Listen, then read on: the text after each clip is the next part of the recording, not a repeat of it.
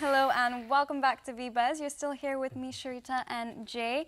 Now, our next guest has been on a mission to make Malaysian men look smart, but has achieved so much more. His custom menswear designs have helped elevate the fashion consciousness of the aspiring man in a way to fit for a Bon man. He is the award-winning designer Bon Zainal, and we're ready to find out more about how he does what he does.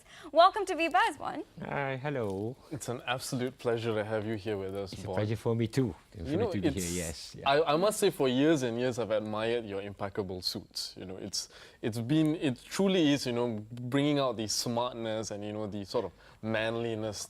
All I can say, bro, for us men, it's our responsibility. It is a Okay, I responsibility. mean, the lady we should be agree and all that. Yeah, our it is. responsibility, But, you know, I'm yes. glad someone has taken the reins and taken charge. But before we go It's not an into easy job, okay? yeah, but before we go into the responsibility of, you know, bringing out the best in menswear, how did your love for fashion grow? Now, I think it's no more love. It's part of me. Okay, I mean, even some of my friends say I'm crazy. Even my daughter say I'm crazy. Sometimes, at times, like at home, I just like to dress up and put it on, and you know, do other things. So it's not just it's part of me. This is the thing that I want to share. You know, especially not just fashion menswear designer, just any individual man. You know, how they portray the. How to put it, the inside. Yeah. You know, everybody can dress. You know, I always say Yes. everybody can dress, but not everybody is well dressed. That's number one. Very interesting. Yeah. So is this something that interests you from a young It age? is. And again, I always say, it's not what you wear, but how you wear it. Yeah. You know, so these are things that I say, that's why I say it's a big responsibility for us men. And like we always say, guys, when we dress well, there always an appreciative woman behind you. And it goes both ways, you know? Yep. Yeah. But was it true though that when you were younger, you actually experimented on like your school A clothes lot, and stuff yeah. like that? I remember when I was small, like, you know, during primary school. Yeah. And we were way back in Pahang, you know, way Yeah. back in Pahang, like in the, like a Felda kind of thing, all Yeah. that, you know.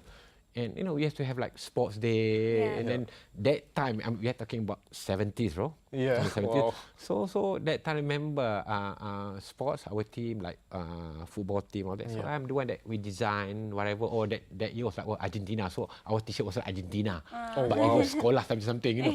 But it was fun, you know. And that's the thing. And then it become a norm thing. Yeah. I mean, come to that, always the cikgu, like, Bon, ni nak buat macam ni, what do this, can you do something?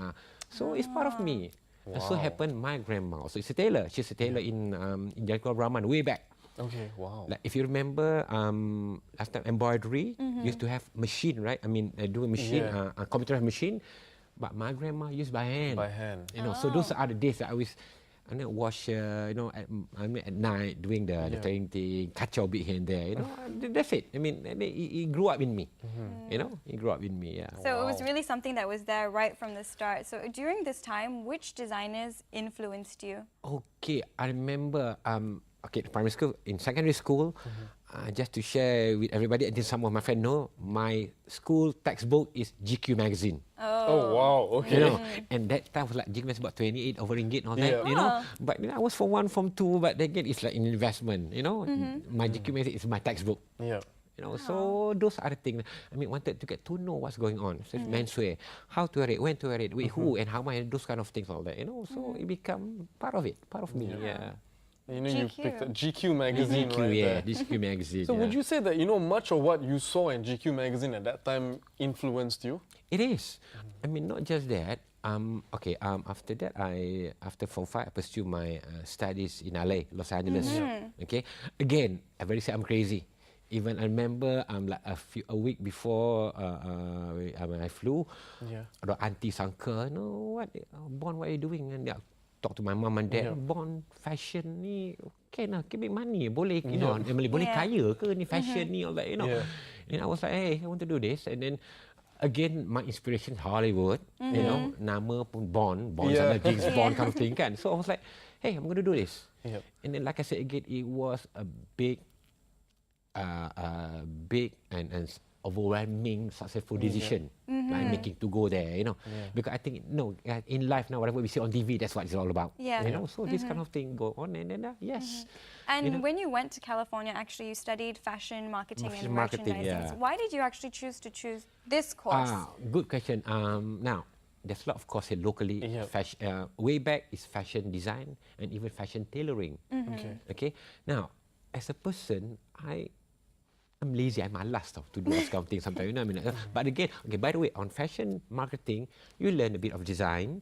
You learn a bit of pattern making. You learn a bit of everything, accounting and so on.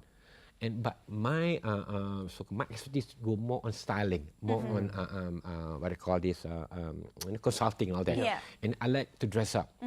Yeah. So this is where when by doing that, that's where the bond brand coming up, because people like to buy like what I wear, from head to toe. You know, so I say, okay, so let's make it a brand. All that, you know, this sort of thing comes. So you got to learn more than just the fashion design element of it. It was more about how to brand yourself, how to push your brand as well. An advice for aspiring menswear designers. I mean, I'm a truly menswear designers. Yeah. One of the key thing to do that is you have to be your own model, be your own muse, basically. Whatever what you are. I mean, doesn't have to be tall, handsome, like our friend here. You know, have to be like, very you know, kind, Bond. Thank you. You have to be like, like I would say, everybody can be in style. You know, so you have to know the basic norm of it, the basic foundation about what dressing is all about. You know, and then you can go. Yep. And speaking about knowing the basics and getting advice, you were of course under the tutelage of a certain Rick Pallet, Yes, my man. who has hooked up all kinds of celebrities, A-listers, Sylvester Stallone, the likes of that. What are some of the lessons that you learned from him? I think what I am now is what I am, what he is basically. I mean, the way he does things. I mean, he's not a tailor, he's not a designer. He studied fashion as well, or marketing. And his place was one big bungalow deep inside Sherman Oaks, in a nice area and all that, you know. But everybody goes there. Yeah, I remember that. Even for me, I served some celebrity and all that. You know, and at his place, he got everything from head to toe again. Oh, wow. You know, so these are the things. And then yes, I've learned. Like I said, I'm part of what he is. You know, trying to do something of me, basically. You know, that, Wow. You know. This all Very sounds nice. like a very, very fun time. Now, Fashion is fun. What brought you back to Malaysia? Oh, good question. Well, again, people say always grassroots Guinea at home. You know, when they come back. I remember when in '85, I didn't go back at all until 1990. My mom was calling me, "Hey, come back. Oh, no, miss you, blah blah blah." Right. So when I came back, and then about a week later, there's an ad in the newspaper. Last time, you know, job The in newspaper, classified classified ad. One reputable tailoring company here looking for a window dresser. I applied. Oh, wow. Then from there it goes there. From window dresser, I create marketing department, blah blah blah. I remember my first job is when it's my first start to get. We have about 10 outlets. All the 10 managers to wear necktie for once in their life. Wow. You know, because you're doing menswear, come on, you have to look good in order, you know. So even the boss, the three of them, we like, I remember, still my friend, still my sifu now. I remember my second day, Bon, gila, panas lah pakai tie. We were like laughing, but then again, see the result, you know. We got respected people, you know, praise you and all that, you know. But again, it was fun. But you know, going from there, the early days, where you were working under a company, how did you make your break into the fashion industry in Malaysia? I think it's organically. When you're doing that, after a while, you'll be doing for people. Were you always designing during that time when you were working for others? While working, yes. I do a lot of designing work. I handle a lot of corporate client and all that. My job, I remember last time they called me the fire starter. Okay, wow. For instance, like if they were looking for an outlet in Kuantan, I will go there first a month or a week before. Go there, dress up, you know. But remember, it was in the early 90s, you know. Imagine this guy dressing up, wear suit, blah, blah, blah. Say, hey, you know. So I do that. That's my job, you know. So it's part of it, part of the process, basically. Okay. You know. And when did your actual break into the fashion industry come? In 1995, remember, do some, you know, sometimes people get to move on, all that, you know. I say, hey, I want to do something. I talk to the boss, my boss, and then he got offended, you know. He was like, okay, you go lah. So I go. But now we are the best of friends of ever and all that now, okay? But it was a big challenge for me. 24 hours booked like that. From that time, I remember the company have about 28 outlets. You know, I was being taken care of, driving a nice car, a member of certain club. I remember, just to share, I remember I was a youngest member of Bankers Club in Malaysia, 27 years old, you know. Wow. Where I got invited. So these are the things that the perks you're getting, you know, and I just leave it like that, on my own. You know. And how was that journey? The journey, you know, It's a journey, yeah. I think everybody have that journey. Been down there, been up there, and then sometimes say, hey, I don't mind going up and down again, you know. Yeah. So we have to have that spirit and all that. But the journey was great. It's was a great. true, it's a It was true great. adventure. It's a roller coaster Yeah, ride, right? yeah. there. I remember like, when you go out. I mean, the next day you woke up, you are nothing. You are not behind anyone. All that, you know. So You're you on your own standing. You're on your own standing. Yes, Yeah. you have to enroll people, blah blah. But like I said again, here I am now. You know. But of course, you know, the challenges make and break a person as Yes, well. But of course, yes, one of yeah. the challenges that often faced by a designer, how do you juggle between the designing aspect of your job and also the business and the marketing aspect? Talking about the market now, fashion here in Malaysia. Okay, sometimes I feel like we are going too fast. Okay. Due to the social media thing and all that, you know. Fast fashion. I mean, designers come out like mushrooms, you know. I mean, again, yeah, I mean, it's okay. Everybody who have talent, why not? You know, even for me, I mean, now I'm lecturing one of fashion college, and all that, you know. So there are some pro and cons. Even yesterday, somebody asked me about this so-called fashion designer or fashion entrepreneur. You know, I mean, to me, this time now you must go both ways. Okay. You know, so you have to look at from business point angle, from the creative angle, even from education angle, all that. You know, but like I said, we are going too far. But yet, I mean, doesn't mean it's bad. It's good, but we have to know what we are doing. Yep. You know, festive season, the star, the design, and being Malaysian, okay, being Malaysia, multiracial, you know, blah blah blah. So those kind of things, sensitivity in terms of certain, you know, region, whatnot. So designers must be aware of this. Not just about designers, but I like them to design it. No. Yeah. So you have to do something. Again, even for me, I'm learning now. Yeah. Even not social media, I know I have to learn about social media thing and all that, you know. So, but then again, that's what fashion is all about. You know. It's the evolution, constantly learning as well. Now, in 2014, you debuted your women's wear line in Paris. Yeah, I What remember that, actually made you decide to do that? Okay, there's a story behind it, basically. I mean, first thing first, I mean, they are on their side, the organizer was looking for a women's designer. Yeah. This is the thing I'll tell you after that about this, okay? But and so to me, it's like, hey, why not? I do have women's client Yeah. in a very subtle way, women executive client. So I said, hey, why don't I do this? Why not take this platform? But the best part, just to share with you, we were not given any measurement. I mean, just for Comcat.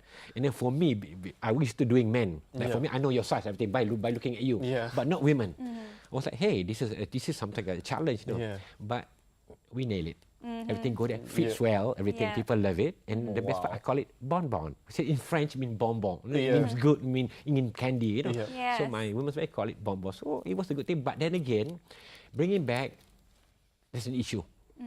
I used to run menswear thing. So women kind of like, I need. So to be frank with you, in fact, in the next few months, I'm going to launch it again. So we got someone to handle it. Because for me, I prefer that way. I prefer to segmentize my work. You know, I cannot do everything.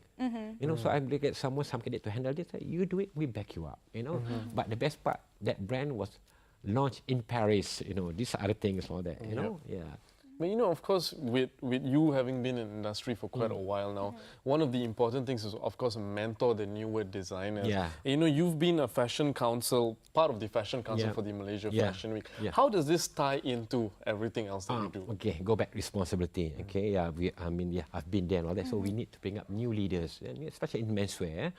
Like I always say, but we're always debating with the government, tourism, even Matri and all that. They always bring up women's wear designers. Say, hey, come on, what about us? You know. So it's my job to create a pool of local brand. It's like 60% in process now to be viewed or to be featured in Malaysia Fashion Week under Menswear Malaysia wing, Menswear Malaysia platform. You know, it would be pool of designer, a big pavilion from shoes to shoes to hanky to everything purely Malaysian. Oh, wow. You know, so and then again, that's the part of again mentoring to create a new brand, a new designers coming in. It's all about giving back as well. Yeah, And, giving back. You know, Bon, you mentioned Malaysian Fashion Week. Can you tell us a little bit about how Malaysia's Fashion Week is the largest trade lifestyle platform? I've been with them since day one. Yeah. You know, I mean, like, we were talking just now. I mean, first time was like a bit, you know, we are learning, but now this is the third year. There's a lot of things going on. I mean, I can say even whoever the view that come, that this year going to be very something interesting. Got a lot of people coming. Even the thing now, we got a lot of overseas participants to come in. So we need to balance I want to be more. I mean, it had to be like half or even more local. So it's part of our job today, part of our pool of our so-called icon, our responsibility to bring up this thing to next level. Yeah, you know, of course, like, you know, you've been doing this, you've seen the industry grow and change. How has the fashion industry grown and evolved in the last few years? Wow, I think everybody should agree. For the past, I think 3-4 years, we are going crazy, man. Our fashion trade in the country, we are going crazy. B2B or B2C. Okay?